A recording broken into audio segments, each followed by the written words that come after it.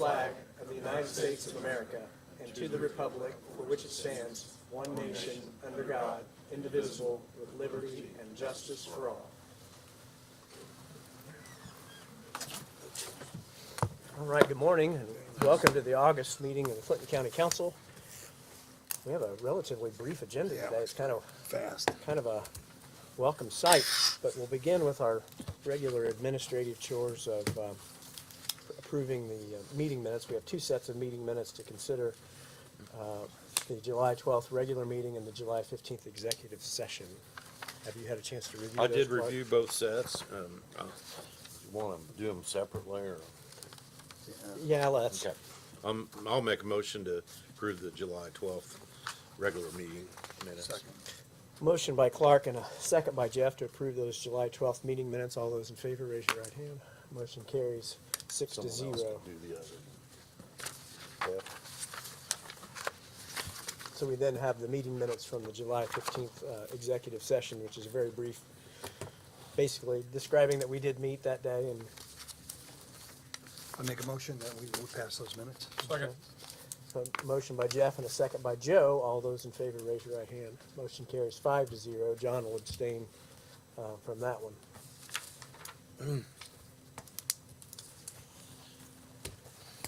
Community Corrections Report. Brett Barton. Good morning. Well, this morning we have 88 individuals on our program, 8 CTP, 4 juveniles. Our grant was awarded at the end of last month. We did get a 6.5% increase, amounted to $15,840, so very happy about that. At my board meeting on Thursday, my board approved our 23 budget. We also approved our new victim notification policy and our K-9 policy. Our K-9 was recertified last week in narcotics detection, article search, and picked up a new certification in tracking and obedience, so we're very proud of that. Good. All I have today. Anybody has any questions? Sounds like things are humming along. Business as usual. Love it. Business as usual. Any questions for Brett? No. Okay, thank you, All sir. right, thanks. You know how in a baseball game when you're throwing a no-hitter that becomes a superstition that you don't talk to the pitcher during the no-hitter? I kind of feel that way with the juvenile detention report. The string of zeros we've had is impressive, but we had another 0 for July, and that's several months in a row of low juvenile detention costs. So we won't break the no-hitter and discuss it anymore. Okay. We don't have any new business to address for this month, so we'll jump right to the additional appropriations. And even there, we don't have as many as sometimes we have. But the inflationary environment that we're in, you'll see, starts to raise its head here a little bit on a couple of appropriations that we have in our list, beginning with the first one, which is in County General, a request for, we need to augment the fuel budget for the Sheriff's Department by $60,000. In the general fund also, we have, this one is actually a reimbursement from Area Plan, $4,715. We have a lot of engineering going on with regard to the solar project, but that project does reimburse the county for the cost of that engineering. So this is one of those reimbursement checks, and we're putting it back into the area plan's budget, $4,715. Parkview Home, $2,000 for additional heating oil expense due to the increased cost of that fuel. We've under budgeted there. And that takes care of all of the general fund. Let me get this up real quick.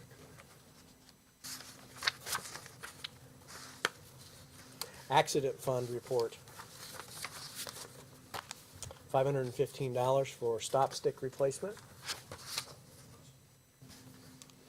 From our seated budget, this one requires a little bit of an explanation. The appropriation is $6,135. This is actually to put that money back into professional services line item in the seated budget. This was an expense that the Redevelopment Commission had agreed to pay earlier in the year, and when the bill came in, it was inadvertently paid out of the seated budget rather than the Redevelopment Commission's budget. So we have since reimbursed the seated budget to make that right.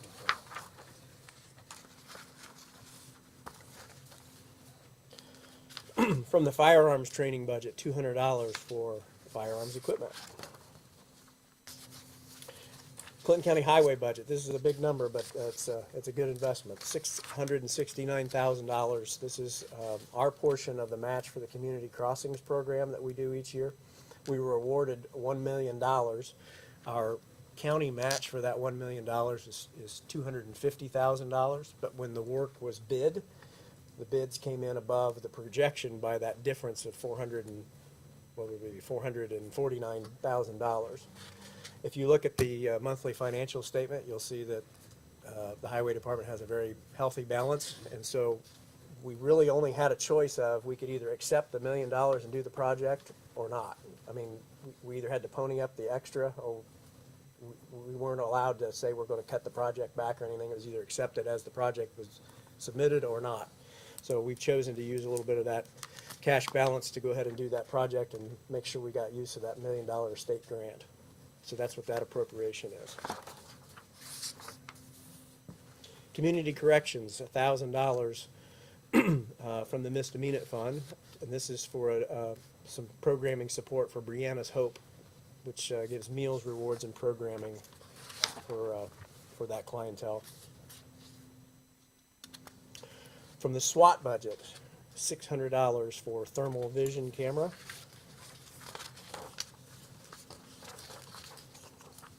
From the surveyor's office, from the user fee budget, Dan's had to have some work done on his truck. $1,300, he's paying for that out of that user fee fund. We received a little bit more money from the TREX program for community corrections in the amount of $517.41. So that program continues to pay dividends.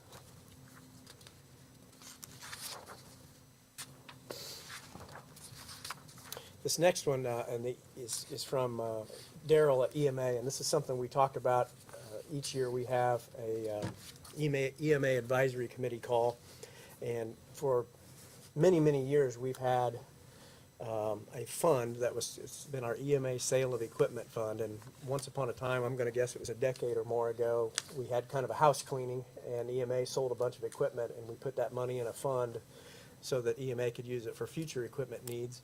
And a few things were bought out of it, but it kind of been out of sight, out of mind for a while. And Daryl offered to move that money to County General, but at the same time, in our group discussion, he was talking about, you may remember that last year we budgeted for a skid steer. Mm-hmm. And he was talking about maybe putting some money in the budget for an attachment to use on the skid steer, to this sweeper attachment. And I said, Daryl, why don't you just use that money that's in that equipment fund? That'd be a perfect use for it. And so that's what we did.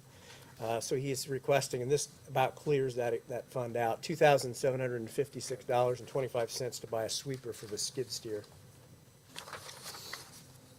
an attachment. From the Federal Inmate Housing Fund, $16,000 for the jail phone upgrade.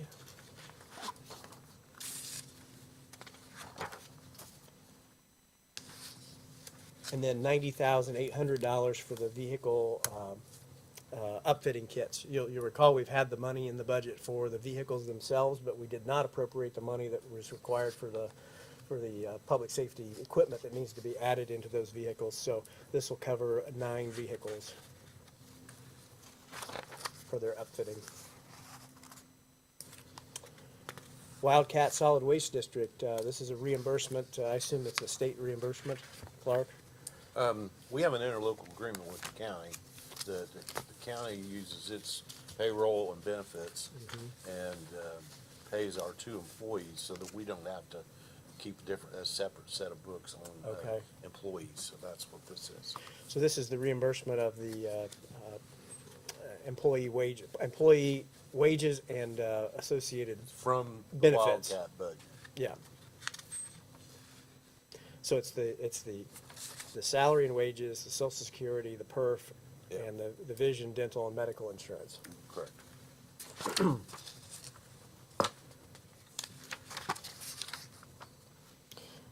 From the Highway Department on the wheel tax fund, $200,000 for stone, oil, and bituminous to do some additional paving projects. Again, we have a very healthy cash balance, and we're going to put some of that money to work.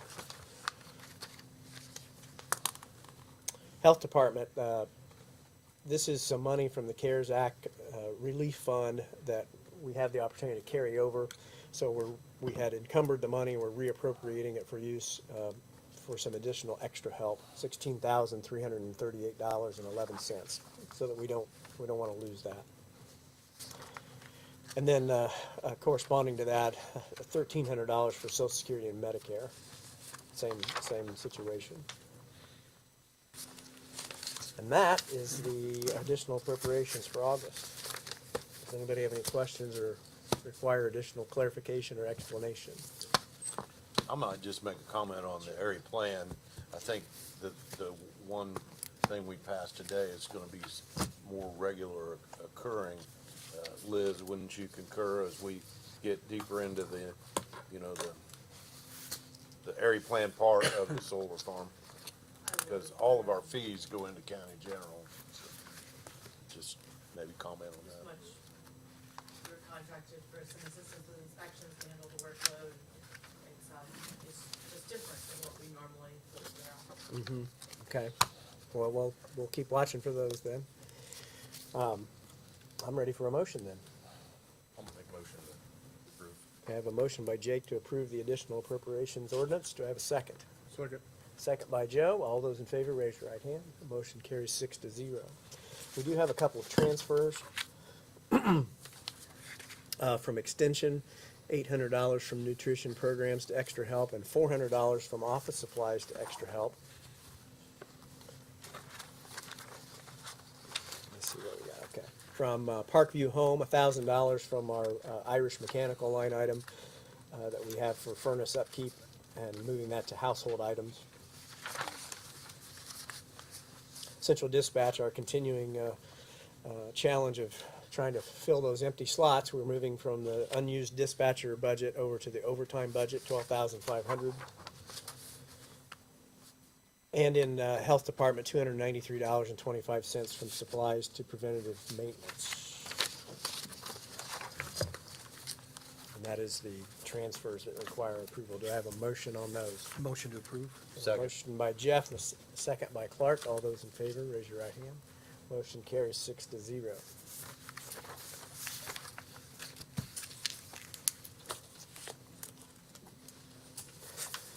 I referenced it there a moment ago, but you do have in your packet the financial report that we receive every month.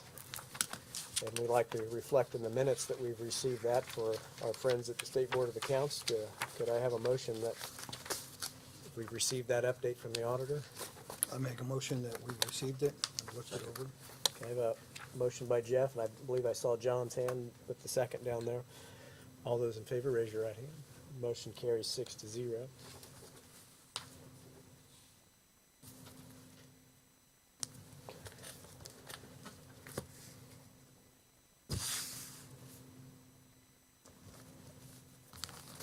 One more.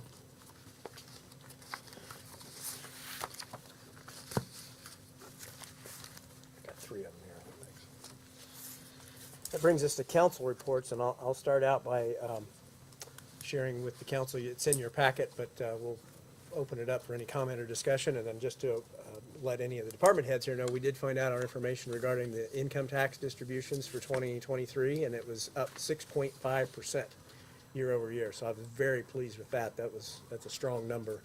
So I'll try to get any of you, like Stephen and dispatch anybody that we relies heavily on that. I'll try to send you an email with what your projected numbers are, because I just got those. So, but I'm tickled with that. So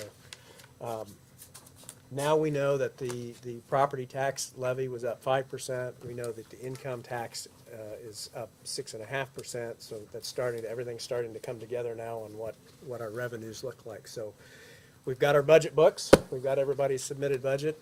We have our first budget hearing a week from today, and it'll all start to come together. But I guess I'm going into it feeling pretty optimistic.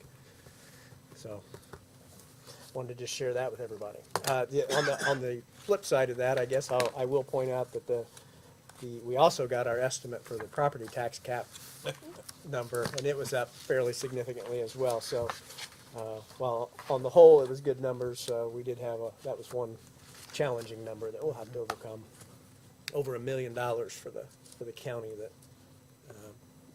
is that's $1 million that goes out on property tax bills that doesn't get paid. Right. So it's good for the individual taxpayer. It's bad for county budget. But any other council reports? No. Anybody? Okay. Commissioner Weaver, you're representing the commissioners in the room today. Any commissioner reports? Well, I've got about 50 things, so, you know, if you've got about 4 hours, I'll begin. But officially nothing, Alan. Okay.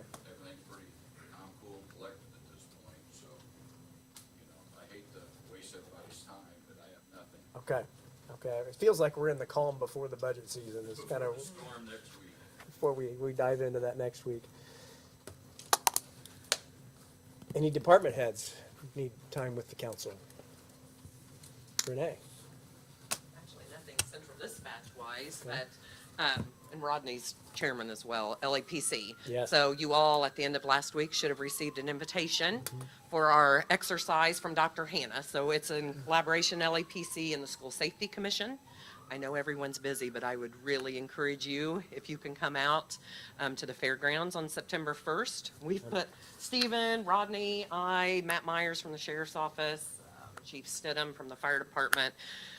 We've all been working for months on planning this, and it entails a lot, and a lot of paperwork to the state, and just, it will be a good thing. I mean, the last full scale that we had was out at CF Industries back in 2019. So a lot goes into this and planning, and you know, it is where you test your skills and your thing, you know, a wide range of things, and we have lots of injects and things along the way through that day. So like I said, I know everyone's busy, but I would really encourage you to come out and watch and see what all we do. And it's huge. I mean, Dr. Hannah's awesome with the School Safety Commission, and all of the schools will be participating. We also have students that will be participating in this as well out there during the exercise. Refresh my memory. You get points, if I recall, on the more agencies attend. We just have to report, like, certain agencies have to be, you know, involved through LAPC. So the School Safety Commission, they get things on their side, and then LAPC, like, we have requirements that we have to do, and this year we chose to do a full-scale exercise. So, but several agencies have to be involved. We anticipate / expect the hospital to also be a participant this time as well. So. Okay. It's part of our requirements for the funding that we receive. It's also part of our requirement for the meetings that we have to have, as you say, representation from many entities, including elected officials and governmental. And that certainly plays right into the required exercises that we do each year as well. So there will be hopefully state representatives there that will be coming from the IERC and then maybe the fire marshal's office to take a look at things. I think you have a state person from coming Yes. as well. So we have like evaluators for different things. So Kelly Dignan, who's the executive director for IPSC, she is going to be coming, and she will be in dispatch to evaluate the communication side of things. We have a former fireman who's now with EMA that will be evaluating the fire and hazmat side of things. So we have different evaluators. There are lots of requirements that go into this, and lots of paperwork. So, but yeah, Okay. so. Okay. 9/1 at the fairgrounds, starting at what time? So 9:00, and School Safety Commission we have a speaker first and things like that, and then once that portion's over, then the exercise will begin. So we're gonna start at the Edward Jones Building with a meeting, and that's also, once the exercise is done, the exercise will take place over at the EMA training facility. Yes. And then everybody will walk back, and we will have like a hot wash where we discuss everything afterwards, and lunch, and then, everybody will be Okay. dismissed. So. Okay. Great. I know the council's always tried to have somebody there Yes, representing, yes. and I think you've done that in the past. Yeah, and- the one in 2019 was really Yes. interesting. Yes, Yeah, really yes. enjoyed it. Yeah. So, are you thinking, You might want to try to go to Yeah, that then? I'd like to go. Yeah, I'll be there. We'll make sure the council is Great. represented. And if you would just reply, so I can figure out how much food and everything we need. Okay, So very if good. you can reply All right, on the RSVP for what Dr. Hannah sent out. very good. Okay, thanks, Renee. All right, thank you for the Thank you. update. Anybody else? Rodney?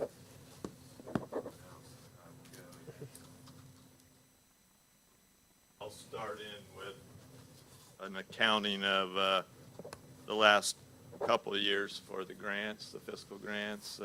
Obviously, in 2021, at the end of the fiscal year, we were tremendously busy, still in the midst of COVID testing and COVID vaccines. However, at some point or another, you got to pay the piper. So, and there are probably some extra copies. So this would be the first grant we received. First of all, it was for testing. And then later in the year, they gave us additional monies that they just added on in their grant process at the state for vaccine clinics. So what you have there at the top, and this was all referred to as the 8112 fund. So we want, and all I'll have I'll send you the additional ones that I complete the rest of this week. We have about $366,000 that was awarded and expended during the COVID period, of which we're still working on some of that money. But this is the first 150-some thousand of that. You'll see that at the top of there, that talks about everything that was initially budgeted for the support of testing and testing equipment, staff, things that we initially expected to see. You'll see what was budgeted and what was expended and what was left over. At the bottom of this page is when we started receiving the vaccine grant monies. And once again, we budgeted that money out. That was about $50,000, $52.99 all in all. And of that, we budgeted that and then started expending that, and you can see what was left over on that particular grant as well. And then the totals down there at the bottom. So working with Britt's office, the next year, we still had some of the money available, and we were still in the midst of the emergency. So in year 2 of the testing, this is where it gets a little trickier. I'll lead you through it. Initially, we were in the middle of summers when these fiscal grants in, and we were very busy. Britt's office was very busy. We were beating the state up trying to make sure we had all the monies that we were. Most of this money, by the way, was not a month-by-month reimbursement. This was all front-end, usually 1 or 2 installments. We got all the money all at once. Initially, the beginning of the second fiscal grant year, we continued to support the testing, as you see up there at the top. We had money left over, as you see from the first report, of about $38,000.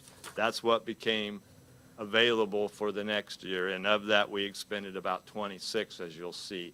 It was around that time frame, and I'm guessing it was somewhere in late August that we finally got the paperwork that the state was going to extend testing another year.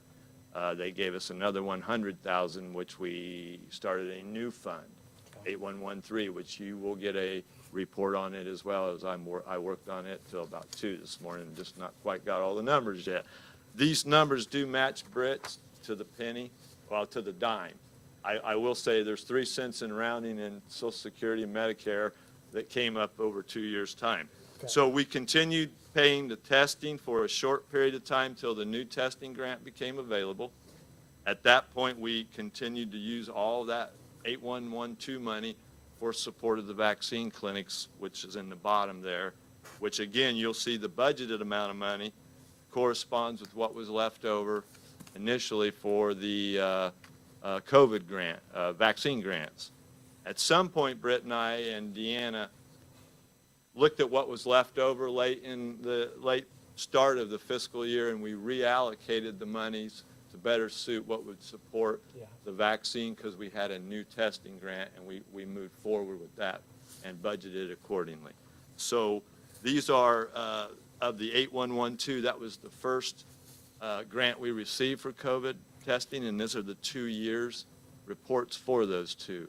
I still need to get you an 8113 report for the second year, and we're now into an extended year because they gave us another grant for 50,000 more. I also have a grant 8114 that I'll send you. I'll have a report for you.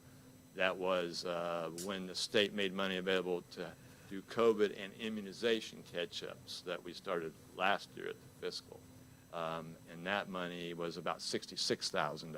So we'll have detailed reporting on every single one of those. Is the new 50,000 into 8113 then? It will go into 8113. It'll be what I would say will be the third year. It's only a partial year, but Okay. we'll have that reporting out hopefully maybe in January when everything gets finished up, even though normally that's a fiscal grant. And then so by the time I'm finished, I'll have all. We also have a regular immunization grant I'm figuring up. We actually worked with Britt's office, and we actually did an audit on 4 years of immunization grants that we've had over the last 4, just to make sure the numbers and billing reconciled, because it's our responsibility. That is a monthly reimbursement, and we wanted to make sure all the monies that had been expended were also billed to the state. So I'll report out on all that. We have a preparedness grant that I also have to get you a report from this last fiscal year as well. But these were the later back ones that I wanted to get started with and finally get all this caught up for you gentlemen and make sure you're privy to how all 366,000 have been utilized. I think it's important that, I mean, none of these numbers show up in our budget book, but they're numbers that he administers, and it allows the county's investment to be leveraged to get these monies. So I think it's important that we see that payoff. But I'll entertain any questions at all that you have. Like I say, we had to work hand in hand with Brett. As you say, Alan, we were looking at managing somewhere upwards of $750,000, which is twice our normal budget. We are twice our normal staff still to this day. This is all COVID funding, yes, sir. This was what was the original round, which you are familiar with, as you see me label it there, the CARES Act. When we go into the next year, as we were talking about, that would be the what was it they named that one? ARPA, the American Recovery The Plan. recovery, yes, the American Recovery. So that will be a different set of federal monies that these are all pass-through federal monies that come to from the state. So Rodney, to kind of wrap a bow on all of that, you are getting into the general budget, the reimbursement, the administrative Yes. reimbursement. Can you update on where we kind of stand on how much you've been able to? I believe that the currents, we're somewhere in the neighborhood of $340,000 to $360,000 of what we've received in reimbursements, which would be the administration fees that come from private insurance, public insurance, Medicaid, Medicare. So, and I think we can still anticipate, we're still giving shots. It will still be billed out till the end of December this year through the state. So they're still doing that third-party billing process for us. Okay. So I still anticipate some money coming. And I think we're getting closer, at least where we're at now, to being a little closer to being caught up at what we were anticipating. Dana kind of helps keep track of that for me. And her and I were projecting we were somewhere at around 400,000. And I think at this point we're about 360 of it. For insurance purposes and reimbursement, that's not bad. Yeah. They're always about 90 days behind on a lot of it. So we're still in that loop of, receiving monies in smaller increments now. So, but yes, that's a significant amount that I, again, have asked my board to determine some future plans for, as well as I will be giving them some, and have given them some recommendations and advice for it. But you're correct. We are taking some opportunities to put some of that into regular budget by additionals. So, Great. okay. Thank you, sir. Thank you. Thanks, Ryan. Anybody else? Sheriff Kelly.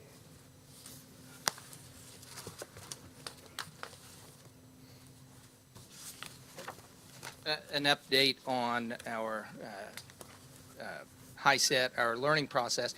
We've been approved through the Indiana Workforce Development to be a test site, and that we're a standalone test site, and we have our own people do the testing and do the teaching. So we waited almost 7 months to get back from Indiana Workforce Development the information or the approval, and so we got that taken care of, so now everything happens with us. We don't have to pay out of the commissary fund for paying for testing or the instructor to come from somewhere else or paying Laura. So with that, that's a positive note that we've accomplished that.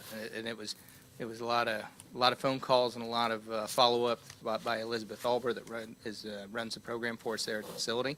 So we're right back into graduating students again, and we had about a 6-month hiatus there. So, the sad thing is we lost probably at least 10 people that weren't able to test inside. And typically, if they are forced to find that once they're released or transferred to another facility, they don't follow through. So getting that done within the facility again and having it as an approved test site is fantastic. So I'm happy about that. For budget next week, yes, there's a lot of things to talk about. We've held up on the hiring of the additional 4 to the jail in regards to the federal inmate program. We've held off. We were supposed to have open interviews last week. We postponed those until further notice, until we see what's going to happen in commission next on the 22nd in regards to the nepotism policy. So it'll effectively have an effect on our next hires. We also have a process that is open currently that we're going to put on hold to hire a merit deputy out of the road to the road through the federal inmate program. We're going to put that on hold as well. So essentially, we have till September 1st to collect applications for 5 merit positions. We are going to hold off until we see what the results are of the meeting for the nepotism, because it will have a direct effect on the federal inmate program. So with that, we're hopeful and that good decisions are made, and from that point forward, we'll move from there. So thank you. I appreciate everything that the council's provided us. Thank you.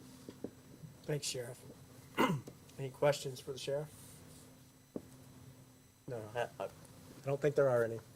Well, we'll look forward to continuing those discussions. Anybody else? Stephen, anything? Rick, anything? Nothing? Start paving the 15th. Okay, On road. okay.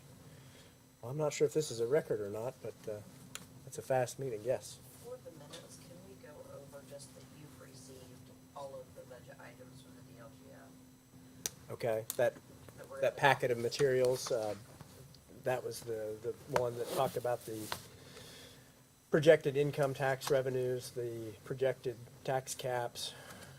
What else was there? I think that was pretty much it. The mental health. Yeah, right. Trying to think all the ones we use. Yeah, we have that mental health number in our budget, and that's a number that's told to us by the state, so we got that number. Yeah, just kind of that general packet of information that finished the state supplied numbers that we need to have for our budget. So you want a motion to acknowledge that we received that information? Is that what you're saying? These minutes that you reviewed. Okay. I think you could probably reference the earlier discussion to say that we did that, but we can have a motion to say we've received it if that would be. That's fine. So moved. Okay, we have Second. a motion by Clark and a second by Jeff to acknowledge the receipt of the information from the state for the purposes of including in the minutes. All those in favor, raise your right hand. Motion carries 6-0. Anybody else have anything to come before the council?